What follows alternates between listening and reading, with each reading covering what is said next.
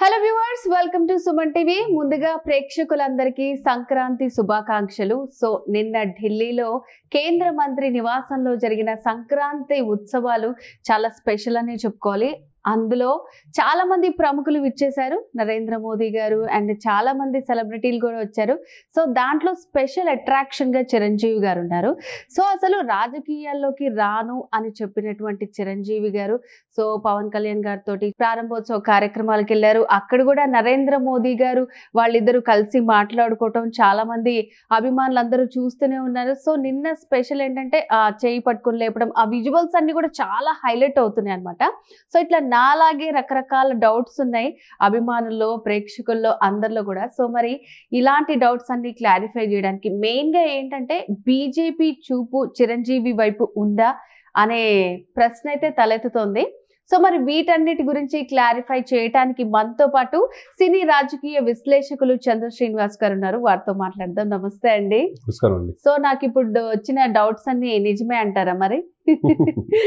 అంటే మీరు అన్నట్టుగా నేను రాజకీయాలకు వెళ్ళను అనే పరిస్థితి నుంచి రాజకీయాలు మాత్రం ఆయన వదిలిపెట్టే పరిస్థితి ఏం కనపట్ల. అంతేగా ఢిల్లీ గడ్డ మీద నిన్న కిషన్ రెడ్డి నివాసంలో మీరు చెప్పినట్టుగా సంక్రాంతి వేడుకలు ఒకప్పుడు వెంకయ్యనాయుడు గారి ఇంట్లో అట్లా చేసేవాడు. అంటే మన సంస్కృతి సాంప్రదాయాలు ఉట్టిపడేటట్టుగా, మన పండగల్ని మనం గౌరవించుకునేట్టుగా 100 కోట్ల మంది హిందువులకి ఇది మన సంస్కృతిని అని తెలియజేసే విధంగా వెంకయ్యనాయుడు చేసేవాడు అచ్చమైన పంచికట్టుతో. తర్వాత ఆయన ఉపరాష్ట్రపతిగా ఆయన టర్మ్ అయిపోయిన తర్వాత ఎవరు చేస్తారు అనుకున్నప్పుడు ఈ తెలుగు ధనాన్ని ఉట్టిపడేట్టుగా కిషన్ రెడ్డి గారు నిన్న అది చేయటం సంక్రాంతి సంబరం. అంటే సంక్రాంతి ఏంటంటే నాట్ ఓన్లీ ఆంధ్ర తెలంగాణ, భారతదేశ వ్యాప్తంగా జరుగుతుంది. దాంట్లో మోదీ గారిని చీఫ్ గెస్ట్గా పిలవటం, మీరన్నట్టు ఎంతోమంది నాగేశ్వర రెడ్డి గారు కావచ్చు, చాలా ప్రముఖ డాక్టర్సు, ప్రముఖ క్రీడాకారులు, పివి సింధు, అటువంటి వ్యక్తులు చాలామంది వచ్చారు. కానీ ఎవరు వచ్చినా కానీ సెంటర్ ఆఫ్ అట్రాక్షన్ మీరు చెప్పినట్టు మెగాస్టారే. ఎందుకంటే ఆయన 4.5 దశాబ్దాల్లో ఇండస్ట్రీలో ఆయన సాధించలేనిది లేదు. ఆయన కొడుక్క, తన తండ్రిని మించిన కొడుక్క రామచంద్ర కనబడుతున్నాడు. తన తమ్ముడేమో రాజకీయాలు 100% స్ట్రైక్ రేట్తో పక్కన రాష్ట్రంలో ఆంధ్రప్రదేశ్లో దూసుకెళ్ళిపోతున్నాడు.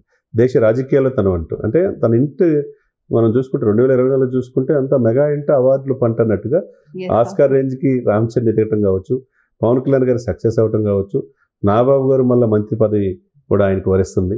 ఇకపోతే చిరంజీవి గారికి అక్కినేని అవార్డు కావచ్చు, ఆయన అవార్డుల కోసం ఎప్పుడు వెళ్ళాల. తన నటన ద్వారా తను ఏ పాత్ర చేసినా ఒదిగిపోయాడు. కాబట్టి ఈ రోజున దేశం మొత్తం అతను వైపు చూస్తుంది.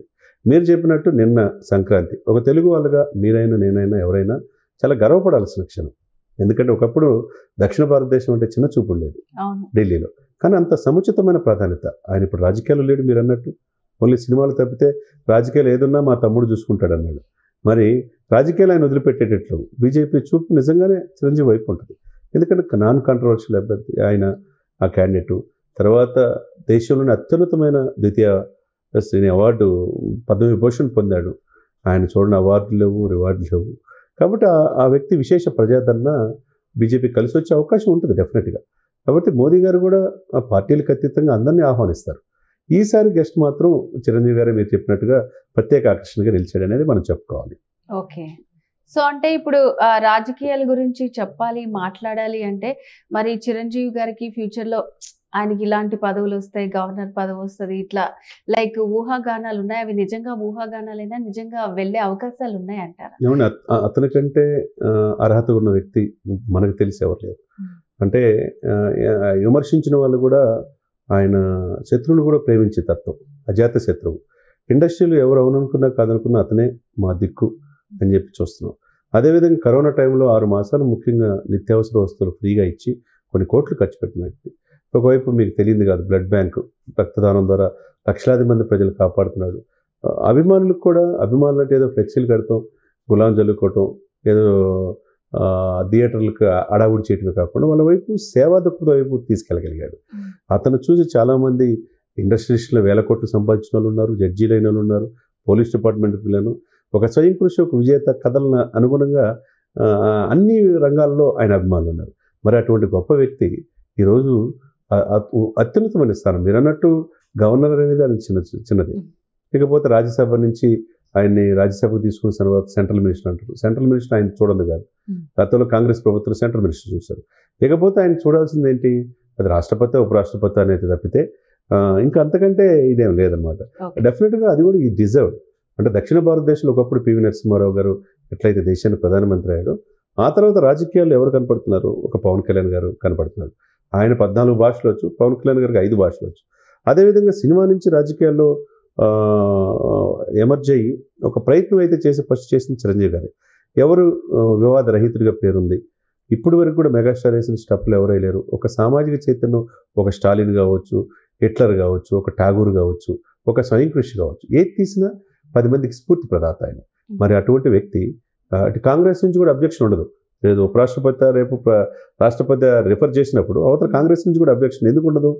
కాంగ్రెస్ మావాడే అనుకుంటారు వాళ్ళు కూడా, అక్కడ కూడా సెంట్రల్ మినిస్టర్ కాబట్టి అతను అవటం అనేది ఈ దేశానికి అవసరం. దక్షిణ భారతదేశానికి సముచితమైన గౌరవం లభించినట్టుగా అవుతుందనేది అందరి అభిప్రాయం కూడా.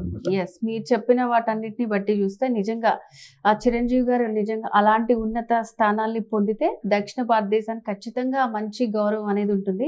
సో నిన్న సంక్రాంతి వేడుకలు చేసుకోవడం కూడా చాలా హ్యాపీయే.